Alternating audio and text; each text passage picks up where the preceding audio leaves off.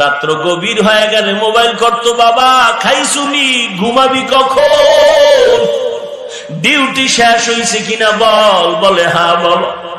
মা বলে বাবা তাড়াতাড়ি খাইয়া ল, সুন্দর করে গোসলটা কর। ছেলে কয় আম্মু তুমি খাইছুনি, আব্বা তুমি খাইছুনি। বলে তুই না খাওয়া পর্যন্ত আমাদের পেটে খানা যায় না রে বাবা। মা ভালো একটা খানা তৈরি করলে গোপনে রাইখা দেয় তোমার জন্য। বাবারে কয় খানাটা আমার ছেলের কাছে পৌঁছাইয়া দাও, আমার ছেলে না খাওয়াই আমি খাইতে পারি না।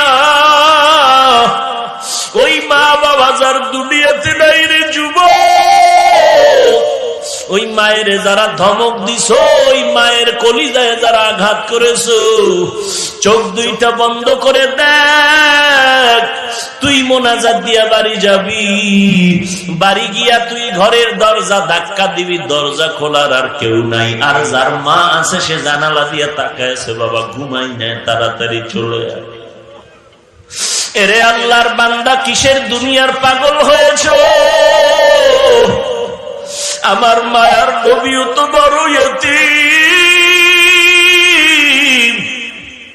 মা আমেনা নবীরে রাস্তায় রেখে ঘরে সব ছেলেরা খেলতেছে, মায়ার নবী সেখানে বসে দেখতেছে। সন্ধ্যাবেলা সব ছেলেরা সন্তানরে নিয়ে ঘরে যায়, মায়ার নবী তাকায়, আমার বাবায় কই, আমার বাবারে তো আমি দেখতেছি। মা আমেনা দৌড়ায় নবীরে খুঁজতে গিয়া দেখে বসে বসে কান্না করে। মা আমেনা কোলে জড়ায় নিল। নবী বলেন মা বলো আমার বাবায় কই?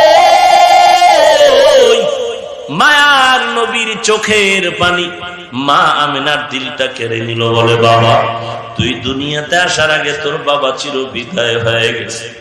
নবী বলেন আমার বাবার কবরটা একটু দেখাও, কবরের সামনে দাঁড়ায় একটু সালাম জানাবো। এরে আল্লাহর বান্দা, কয়দিন আর বাহাদুরি করবা? কত টাকাওয়ালা কবরে চলে গেল, বাড়িওয়ালার বাড়ি পড়ে আছে, বাড়িওয়ালা নাই, গাড়িওয়ালার গাড়ি পড়ে আছে, গাড়িওয়ালা নেই। ওই অন্ধকার কবরে একটা সেকেন্ডের আযাব সহ্য করার শক্তি আর কারো হবে না। তোমার আমার মতো কত যুবক স্কুল কলেজে পড়ে, চাকরি করে, ব্যবসা করে, শ্রমিকের কাজ করে, নামাজ বাদ দেয় না, দাড়ি কাটে না। তুমি আমি কেন পারবো না রে বাবা? একটু দিলটাকে বুঝাও, কবরের আযাবের কথা স্মরণ করে সঠিক পথে চলো। চাকরি রিজিক দেয় না, রিজিক দেওয়ার মালিক আমার আল্লাহ। আল্লাহর গোলাম হয়ে যাও, দেখবা বরকতের রিজিক তোমার ঘরে চলে আসবে। এরে পর্দার আড়ালের মা বোনেরা, আপনারা তো হাফেজে কোরআনের মায়ের মতো মা, আল্লাহ ওয়ালাদের মায়ের মতো ভাগ্যবতী মা।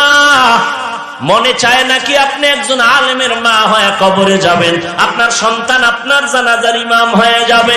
তওবা করেন, আল্লাহর কাছে কান্নাকাটি করেন, আল্লাহ এমন এক সন্তানের মা বাবা বানায় দেব, মরণের পরে যেন সন্তান জানাজার ইমামতি করতে পারে। আল্লাহর ভয় অন্তরে ঢুকাও। আর খাঁটি আল্লাহওয়ালা, ঈমানওয়ালা, তাকওয়াওয়ালা, যাদের বয়ানে মানুষের কান্না আসে, আমল তৈরি হয়, এমন আল্লাহওয়ালাদের সংস্পর্শে গিয়ে নিজের আমলটারে সুন্দর করবে বাবা। সন্তানের অন্তরে মা বাবার প্রতি ভয়। মা বাবার সামনে অন্যায় করে না, চোখের আড়ালে আবার করে, কারণ ভয় নাই।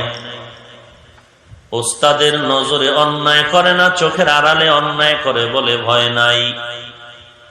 কিন্তু আমার আল্লাহকে তো আড়াল করে বান্দা কোনো অপরাধ করার জায়গা নাই, কারণ বান্দা যেখানে আছো আমার আল্লাহ সেখানে আছে। হরকে দারাত খৌফে হক দর দিল মাদাম, জান্নাতুল মাওয়া দেহাত উরা মাকাম, জুজবা হক লিয়া আল্লাহ। কুরআনে পাকে আল্লাহ পাক আবার বলেন, ইন্নামা ইয়াখশাল্লাহা মিন ইবাদিহিল উলামা। নিশ্চিত জমিনের মধ্যে যারা আমার বান্দার ভিতরে যারা উলামা, এরাই আমি আল্লাহকে বেশি ভয় করবে। তার মানে কি? অন্য সাধারণ মানুষ শয়তানের ধোকায় পড়ে অন্যায় করবে, একজন উলামা অন্যায় করবে না। কারণ উলামা রাতারাতি হতে পারে নাই। বান্দা আর একজন আল্লাহর খাঁটি গোলামের পেছনে সময় দিয়ে সাধনা করে নিজের অন্তরটাকে পরিশুদ্ধ করেছেন। বান্দা অন্যায় তো করবেই না, অজান্তে যদি কোনো অপরাধ হয়ে যায় আল্লাহর ওলি ওলামা আউলিয়া তওবা করতেও দেরি করে না।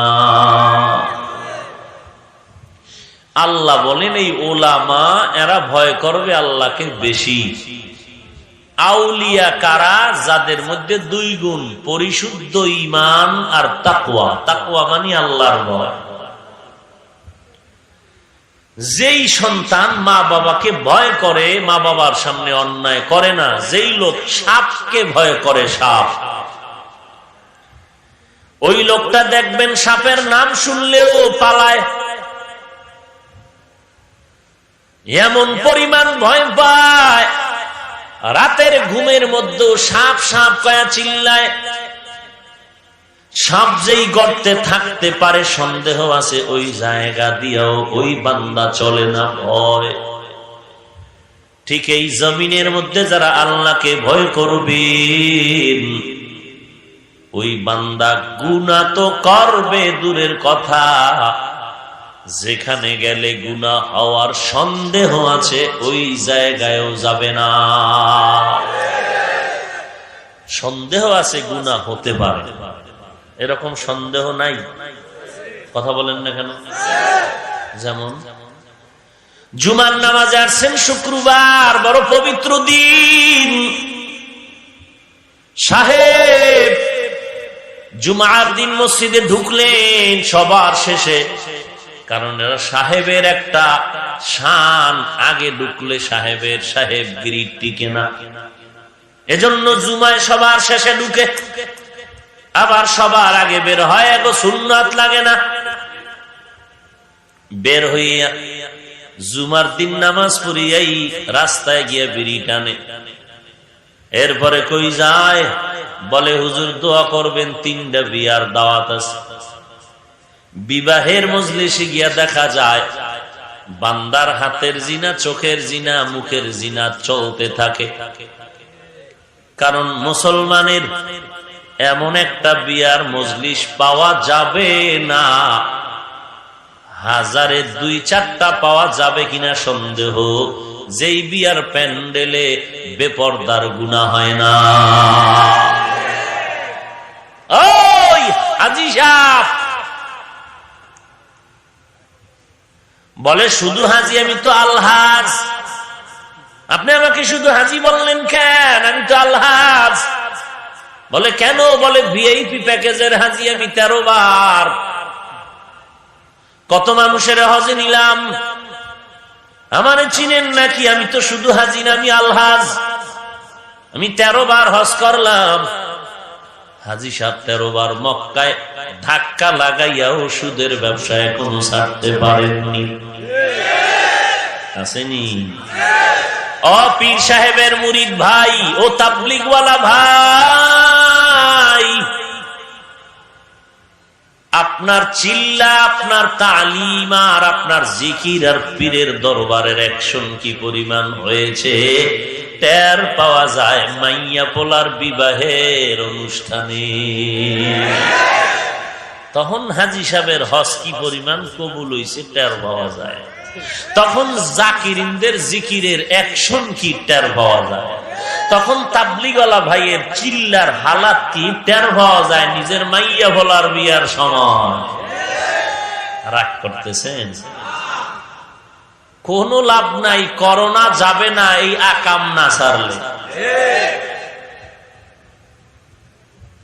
এই আকাম ছাড়তে হবে, অপরাধ থেকে তওবা করতে হবে। রাগ করলে কি হবে? আমার মাওলার সাথে তো রাগ করিয়া নমরুদ টিকতে পারে নাই, ফিরআউন টিকতে পারে নাই। পারছে? কই গেল নমরুদ? আল্লাহকেই মেরে ফেলার জন্য তীর নিয়ে রেডি হয়ে গেছে। কত বড় বেঈমান হলে আল্লাহকেই মেরে ফেলবে, রাখবেই না আল্লাহ। সেই নমরুদের মতো বেঈমানের ধ্বংস করার জন্য আমার আল্লাহর কি পরিমাণ বাহিনী লেগেছিল। কি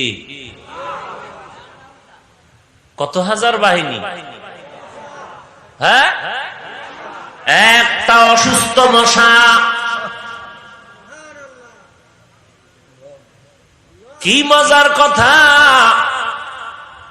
মশায় গিয়া যখন আলিঙ্গন করলো, হঠাৎ করে মাথার ভিতরে গিয়া মিসকল দেয়, মাথা গরম হয়।